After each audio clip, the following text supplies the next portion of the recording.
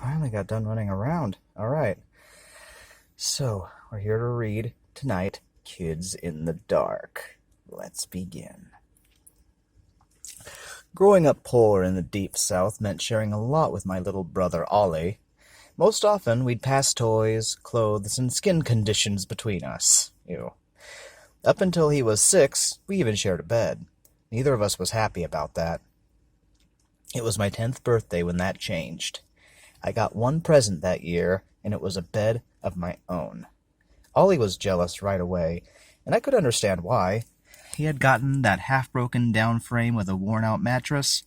The one I'd gotten wasn't much better, but not being broken and worn was enough.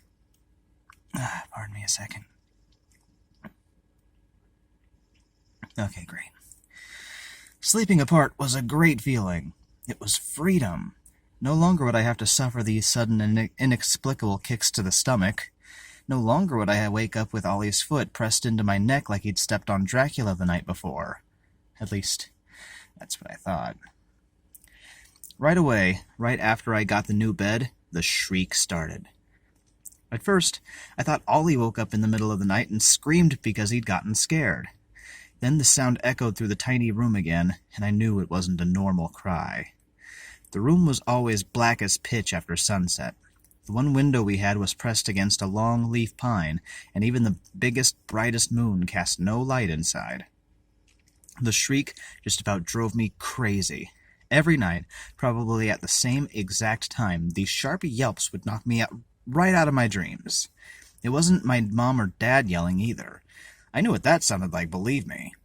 Most worrying of all was the fact that I could never tell where it was coming from.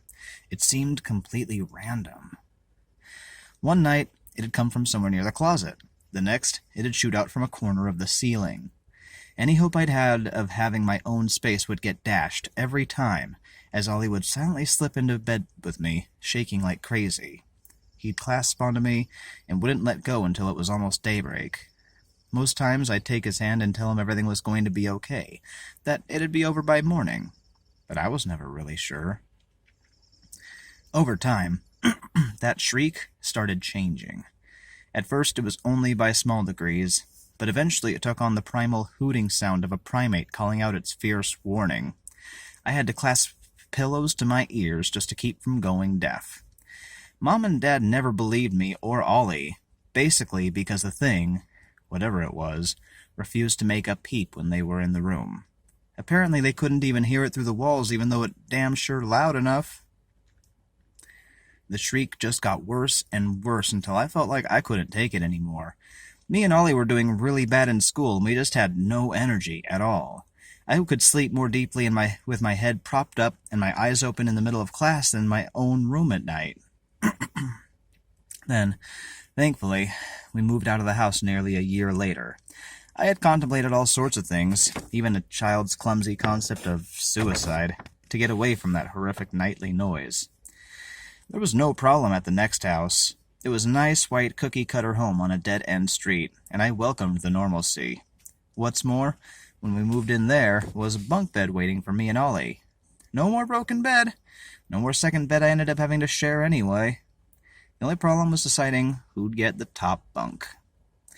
I told Ollie I deserved it. After all, I had gotten a new bed way back, and he ruined it by climbing in every night. What? He shook his head. I never did that. I had always wondered why the noise stopped the second I was sharing my bed. Now I had an answer. And that's it. And that's the story. I love you very much.